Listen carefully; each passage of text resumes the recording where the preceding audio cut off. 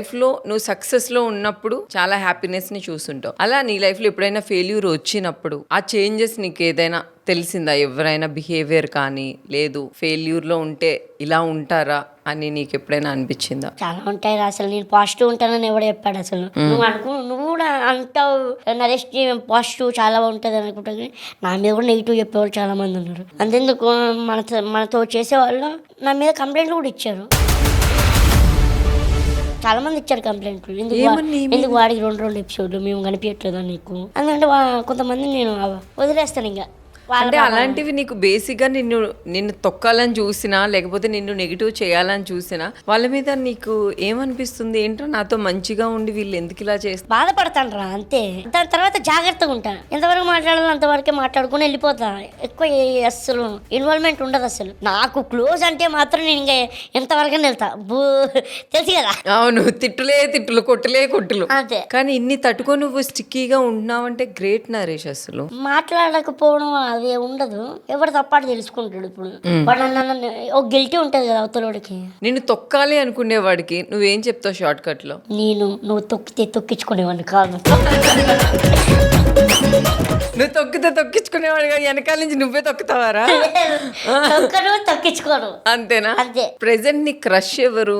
Kantara 2 heroine. అమ్మాయి నువ్వు ఒక రూమ్ లో లాక్ అయిపోయారు సడన్ గా. ఆ అమ్మాయి భయపడుతుంది రూమ్ లో ఉండి. నువ్వు అప్పుడు ఏమని చెప్తావు? అమ్మాయికి ధైర్యం చెప్తా. ఏమని చెప్తావు?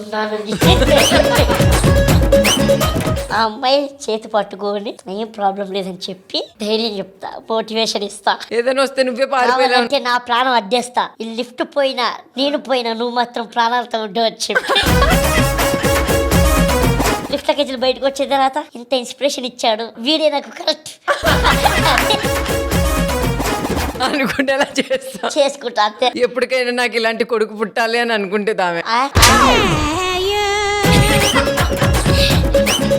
రష్మిక మందన కూడా నాకు. రష్మిక మందన ఇష్టమా? చాలా ఇష్టం. పాపం విజయ్ దేవరకొండ ఏమైపోతాడు రా? ఇష్టం చెప్తున్నా నేను. అంతే. క్రష్ అంటే ఏదో ఫీలింగ్సే కదా అది కూడా. నరేష్, నువ్వు ఇన్ని స్కిట్స్ చేసావు, నీకు ఇంత పేరు వచ్చింది, కానీ నువ్వు ఏ సినిమాల్లోనే ఎందుకు చేయలేదు? నేను చేశాను రా కొన్ని సినిమాలు ఏంటంటే అది కంటిన్యూగా ఇబ్బంది అయిపోతుంది నాకేంటంటే. ఇప్పుడు ఈ రోజు షూట్ అంటే ఈ రోజు ఈవినింగ్ వరకు ఓకే, రేపు అనేది షూట్ లేదు అని చెప్తారు. అవును. ఈవినింగ్ చెప్పేస్తారు రేపు షూట్ ఉంది రావాలని అంటారు. నేను రేపు కమిట్ అయిపోతా.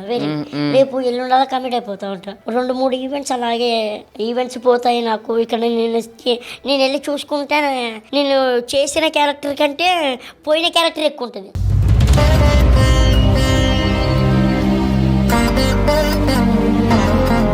అంటే ఈవెంట్స్ అయినాయి, షూట్స్ అయిన ప్రాబ్లం అవుతుంది. అక్కడ ఫైనాన్షియల్గా లాస్ అవుతాను. ఇక్కడ సినిమాలో నాకు మొత్తం క్యారెక్టర్ కొద్దిగా ట్రిమ్ అయిపోతా ఉంటది. సో నీకు ఎప్పుడైనా అనిపించింది షోస్ వదిలేసి నేను మూవీస్కి వెళ్ళిపోవాలి అని? ఫ్యూచర్ లో మూవీస్ రా ఖచ్చితంగా. అవునా?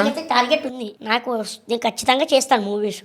ముందు ఫైనాన్షియల్ గా ముందు సెటిల్ అయిపోయి నేను హ్యాపీగా నీ ఇల్లప్పు తీరగానే భాస్కర్ ఒక తన్ని పోతావు అంతేగా. ఇప్పుడు నీకు మూవీస్ ఆఫర్స్ అట్లా రావడం అట్లా చాలా తక్కువ ఉన్నాయి ఆఫర్స్. వచ్చినాయి కూడా ఎలా అంటే ఒక ఆల్మోస్ట్ 30 days 25 days అలా అడుగుతారు. అక్కడికి వెళ్ళి అన్ని డేస్ చేసిన తర్వాత క్యారెక్టర్ తగ్గిపోతుంది. అదో బాధ. అక్కడికి వెళ్ళిన తర్వాత క్యారెక్టర్ ఉండదు, పేమెంట్ ఉండదు, ఈవెంట్స్ కమిట్ అయినాయి అవి క్యాన్సిల్ అయిపోతాయి. అమౌంట్ పరంగా సాటిస్ఫాక్షన్ లేదు, ఇలా క్యారెక్టర్ పరంగా కూడా సాటిస్ఫాక్షన్ లేదు కదా అనేది. ఖచ్చితంగా నేను సినిమాస్ మాత్రం ఎప్పుడు వదులుకోను.